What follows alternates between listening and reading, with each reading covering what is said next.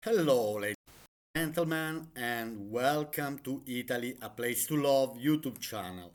Today, as usual, on Monday, I'm making a video about read in Italian with Antonio. So I'm following the most beautiful villages in a selected region. At the moment, I'm covering the most beautiful villages in Basilicata region. So let's start our video.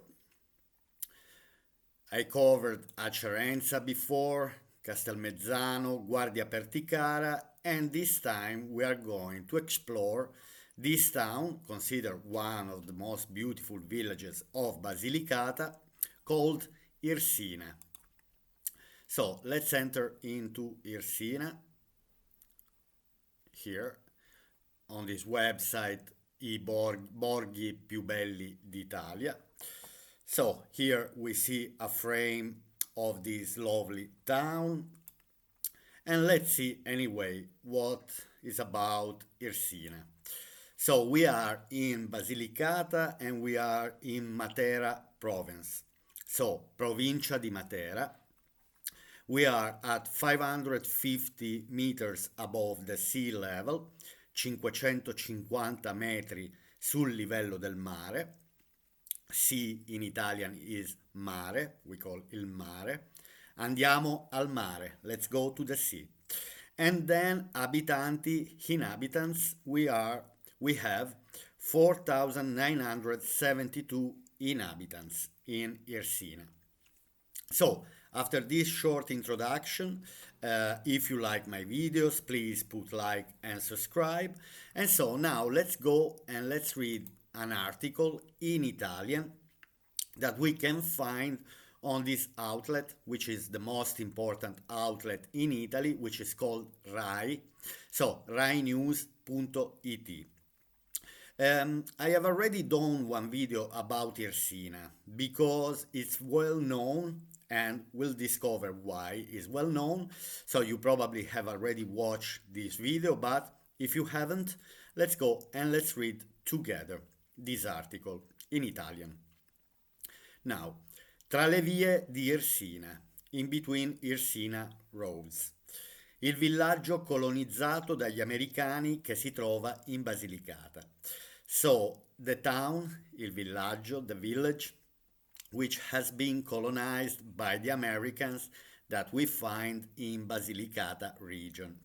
So many of you might not be happy, for example, about this, but there is this trend that there are foreigners who are buying and are relocating into this beautiful town in Basilicata region.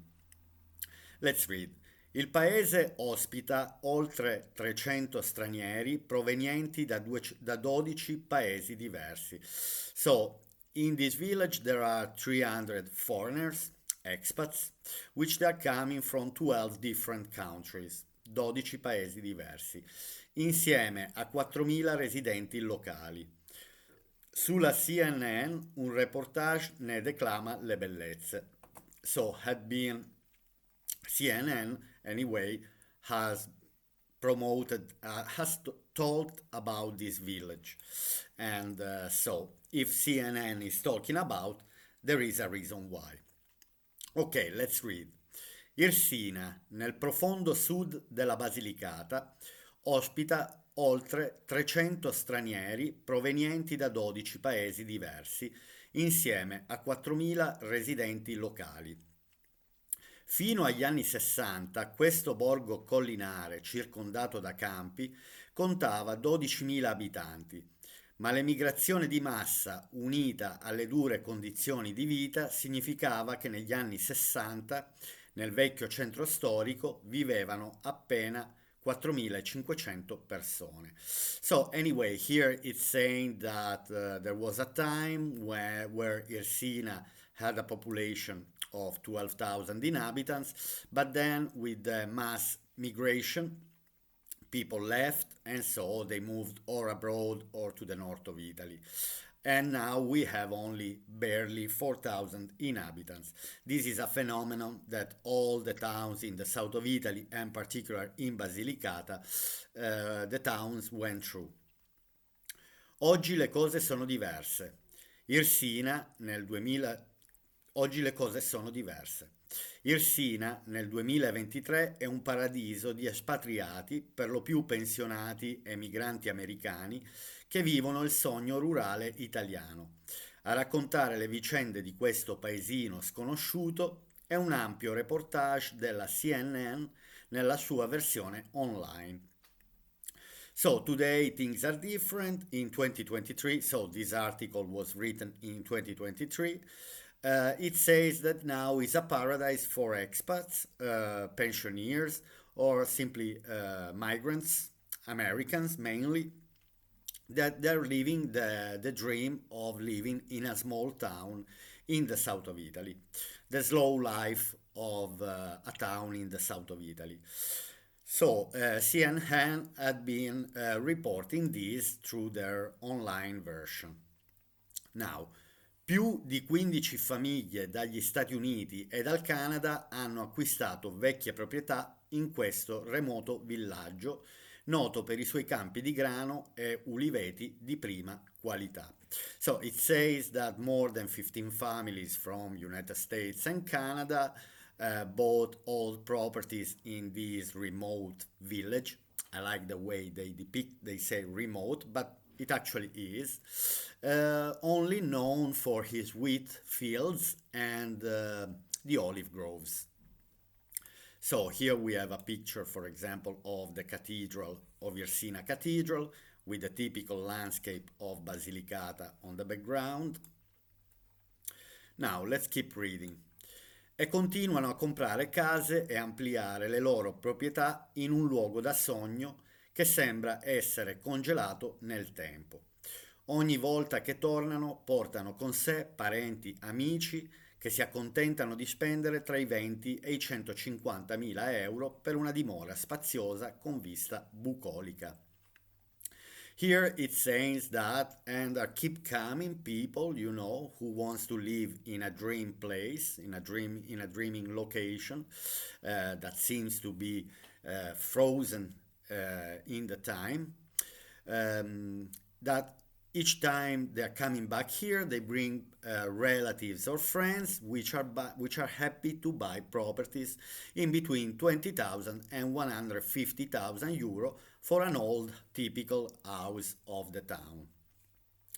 Percorrendo gli stretti vicoli si sentono tutti i tipi di accenti, americani, canadesi, francesi, norvegesi. C'è anche una strada che la gente del posto ha ribattezzato The Belgian Street, a causa dei molti belgi che vivono lì. So, it says while you're walking through the narrow street of the town, you can hear many different type of accents, which American English, Canadian English, French, Norwegian, and then there is also a road called the Belgian Street because the many people from Belgium who relocated here. L'antico nome di Irsina è Monte Peloso, ovvero la collina pelosa, per la sua cresta un tempo erbosa. Risale alla preistoria quando era abitato dai primi umani e successivamente dalle tribù locali. Nel museo del villaggio sono esposti oggetti archeologici, tra cui strumenti, armi e ceramiche usate dagli uomini delle caverne. So here it's talking a bit about the history. Now it's called Irsina, but before was called Monte Peloso, the hairy mountain. That's what was called Irsina before. La collina pelosa. Peloso, it's hairy in Italian. And then, anyway, this place is inhabited since the prehistoric time, which in the museum, in the local museum, you can find artifacts, ceramics, and tools used by the cavemen. Now, Irsina è nota per i suoi bottini, cunicoli sotterranei che portavano l'acqua alle cisterne del paese. Ha anche una tradizione di torri umane. Ogni maggio attori vestiti da contadini saltano sulle spalle di altri vestiti da nobili rurali per creare una forma che rappresenta le gerarchie sociali del passato. So, it's famous for the bottini, which are caves that are located under the town, where one time, a long time ago, where the water was storage for the period with, let me say, with no water. So, and there were these cisterns, this water system that was collecting water, anyway, for the hard times, but not only. Then there is a tradition about the human towers.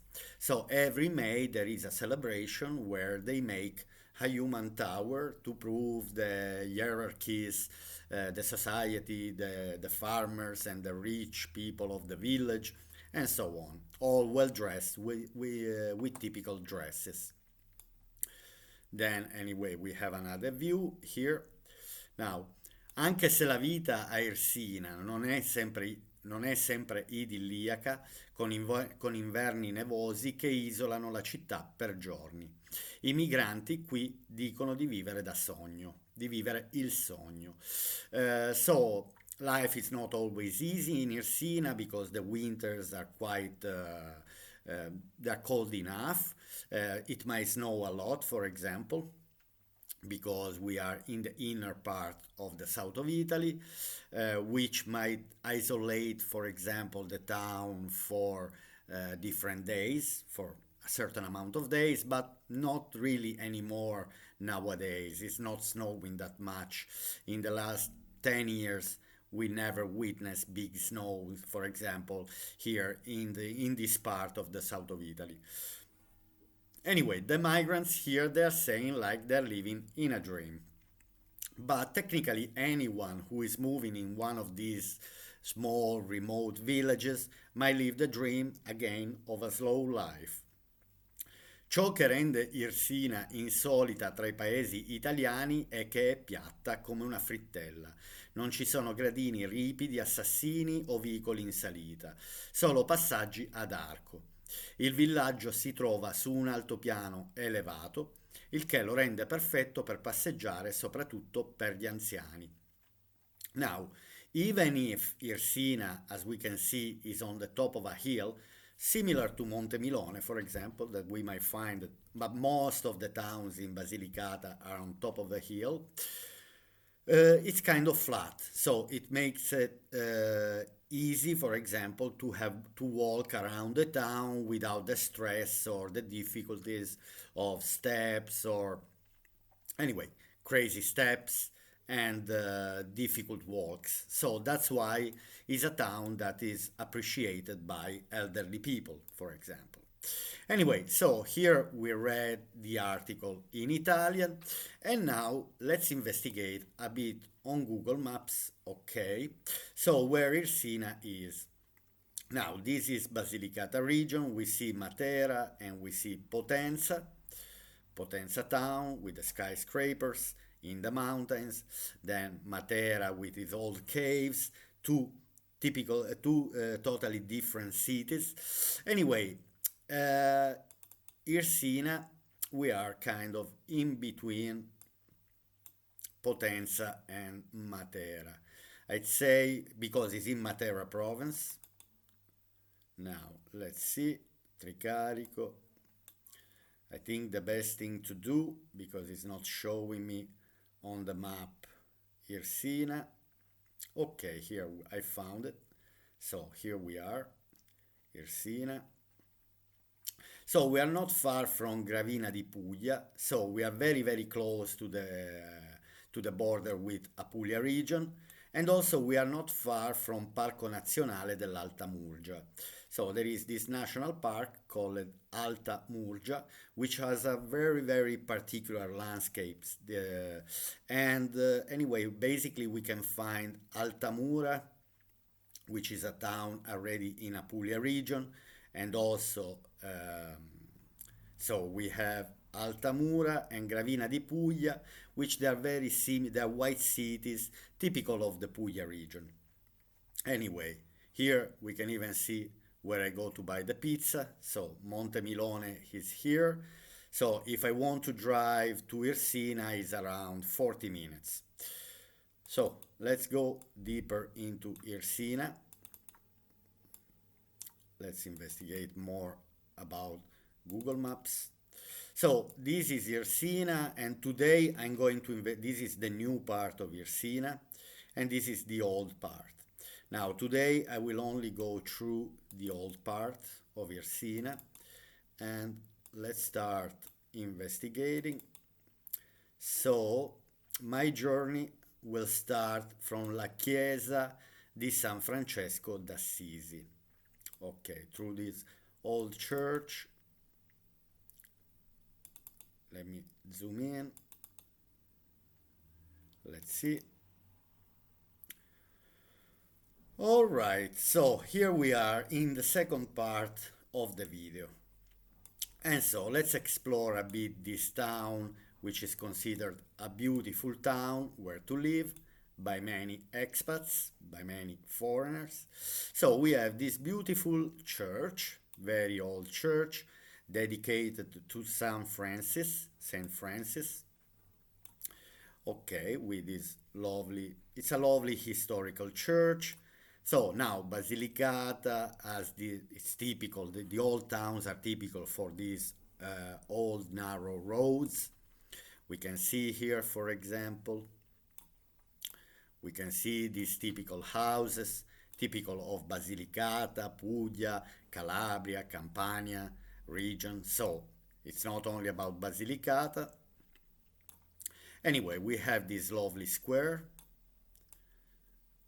Now, I'd love to see for I noticed I had a quick look around before because anyway, I'm gonna have this journey with you. I see that there are still many abandoned houses, for example. Not all the houses in this town are lived at the moment. Anyway, in many squares, for example, in Basilicata region, you might find an olive tree. In many towns, in the squares, you find olive trees. Now let me close this part. Okay, I need to be redirected. Okay, let's go to the square. Okay, so let's start our journey through the narrow roads. Now here we have a beautiful B car. We call it Ape in Italian, which is B. We might see, we notice many, in particular in the south of Italy, there are many around. So people still like to, because there are, okay, now it disappeared, but they are very good for the narrow roads and you can transport goods. So we have this vicolo. Vicolo means very narrow road. So let's see now if we can go through this narrow road, for example. So here we are in the very old part. I am wondering how many people, for example, are living nowadays. So I can see that some houses are not inhabited, while some, for example, are. Okay, let's go back. For example, we see a very lovely balcony here. I'd love to be there to have that balcony. Anyway, let's go under this tunnel. For example, this is a very old, belongs to the old part of the town, which these old arches and constructions. For example, here we can notice another narrow road. Here, these typical old entrances. Sometimes you can even find some type old paintings on the top of the house, on the top of the entrance. Anyway, it's an interesting town. For example, we see that this house kind of had been renovated, while this one on the left, for example, I find this house beautiful, extremely beautiful, even if it is old, but it's very fascinating. Now, let me see, because sometimes it's not giving me the option to go forward. Okay. Anyway, this, it will be a lovely house, for example, to renovate because it's an antique house. So I'm probably inside there are paintings, vaulted ceilings, and so on. But anyway, the house at the moment when these pictures were taken looks like it was still abandoned. We can see, but anyway, I can see that it's an old building. Then we have an old man doing his own shopping, his daily shopping. Anyway, this is Via Roma. We are in Via Roma. Generally, in Italy, Via Roma is always the main road in each town. Anyway, because Roma is the capital of Italy. Anyway, for example, here we might find also this building. For example, I can see by this type of bricks put like that proves shows the old buildings. If we go to Tuscany, we might see as well a lot of this type of bricks or facade of the house. Then anyway, here we have another arch, for example, with these lovely corners, for example, where people have these lovely casetta, lovely houses. Anyway, the town itself, for example, looks clean, nice. Um, Here we have a man looking at his mobile. Anyway, we can see, for example, that some houses are abandoned. Maybe they are also expensive. They may be also expensive, these type of houses, because anyway, they have a kind of historical value, and maybe the owners don't want to sell for nothing. Anyway, so again, this old portal, for example, but we can see that also this building is also abandoned.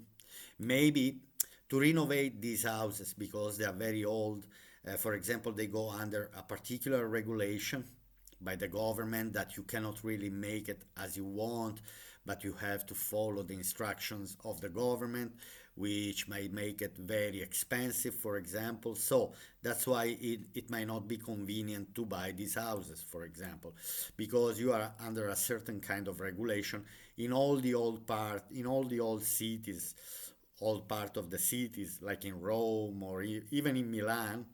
If the house is old and you want to renovate, it goes um, under particular restrictions. So anyway, we have this type of houses, narrow road, but probably anyway, Via Roma was the main road long time ago.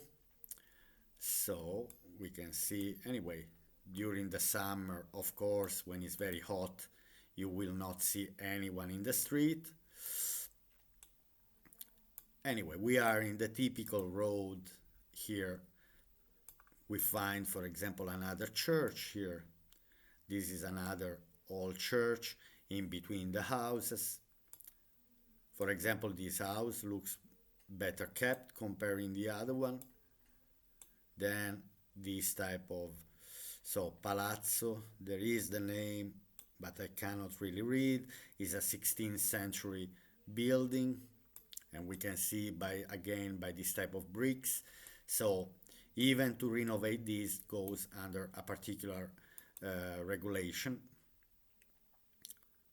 Okay, for example, we see many old houses. Anyway, because the town used to be more populated than it is now, and so many houses had been abandoned. I want to spend two words, for example, about what is going to what is going to be possible to do in these towns. For example, I'm asking sometime to myself what the future. Now we know that the future is not gonna be extremely good in these towns because young people are leaving. But my question is, what people, what could bring back life to these old towns, for example? What can motivate people to go back and to live here? What type of jobs, for example, can be created simply to anyway, we know there are the cities, the city, the life in the cities. Anyway, here, for example, we have this lovely square. What can be the future anyway of these towns? This is my question, for example. I always thinking, but between now and 5 years time, what can be the future of this town? Because if if something is not changing, there cannot be any future, for example, for these type of towns. Anyway, I see here the sign of the cathedral. Let's move towards the cathedral. Okay, there are restaurants anyway. Here there is a kind of tourism, but people cannot only live, for example, of tourism. Should be something that, I don't know, something creative. I'm trying to think myself about what can be the potential in these places, what might bring people, and in particular young people, because obviously elderly people, houses for elderly people could bring, for example, a lot of jobs here. And actually, in many small towns, because these small towns are very nice, it's very nice to live. In some small towns, there are people, young people, for example, who are that are opening in beautiful building houses for elderly people with with the and trying to provide the best services with healthcare, good food, swimming pool, and all the things that my, for example, need, and then walks. It might look a contradiction to repopulate with older elderly people, but to look after elderly people, for example, there is need of young people. So this is just an idea, for example, because who wouldn't like to live, for example, in a place like this? I think an elderly person is better to live in a town like this than in a big city where sometimes you hear very crazy stories. Anyway, at least here people know each other, you can walk safely, and nothing is going to happen. So, from my point of view, the fact that elderly people might move to these places is not a bad thing because, anyway, help to look after these people, it might bring, for example, also young people who then provide services for these elderly people. Anyway, here we are in one of the main square, the square of the cathedral, which it looks beautiful, this cathedral, for example. Now, I didn't focus much on the shops. Okay, I think here, okay, anyway, we have this lovely cathedral with the clock, with the tower, with the bells, beautiful. Anyway, where else I want to go? Let me see if it's giving me the chance to go, because the streets are so narrow that it might not giving me the chance to go through. For example, I see another clock tower here. I would like to see if I'm if Google Street View allows me to go through. So there are people walking. Okay, now I think here we are at the gate of the, but I don't know, probably Google Street View didn't go through. It's a pity that doesn't allow to go through. I wanted to go through this narrow road, but it's not. We may try from this other angle. For example, here there is another little church. Okay, no, the road here is blocked. Okay, let me see if I can zoom out because I'm curious to see out of the gate. So basically we had the gates, the old gates to enter into the. So here we are in the newer part of the town, which were, as we can see, these were part of the old walls that were surrounding the old part of the town. Autolavaggio, here once there was a time where they were washing cars. So here we can see the cathedral from another perspective here. Then we have this particular tower, and this also this building that were surrounding the old walls of the town. Okay, my friends, so let's go just 1 second on Wikipedia to show you now Irsina. I'm on Wikipedia, I'm on the Italian version of Wikipedia, and just because I was talking about the seismic um, level of the town, so I want to show you, for example, here before that Irsina is in the zone 2. So zone 2 is like Monte Milone. It's not the very most dangerous, which is zone 1. Zone 2, we are talking about medium high seismicity level. This was just to show you, for example, where you can find this type of information once you are in the Italian Wikipedia. You can select any town, okay, and technically, if you will focus here on the right hand side of the screen, you will see sismica, situazione sismica, zona 2, sismicità media. Okay, my friends, I hope you have enjoyed this video about Irsina, and I'll see you next Monday about the most beautiful villages of Italy, read in Italian by me, and then tomorrow for my usually walk and talk if the weather allows it. Okay, my friends, I hope you have enjoyed the video, and I'll see you tomorrow here on Italy A Place to Love YouTube channel. Bye!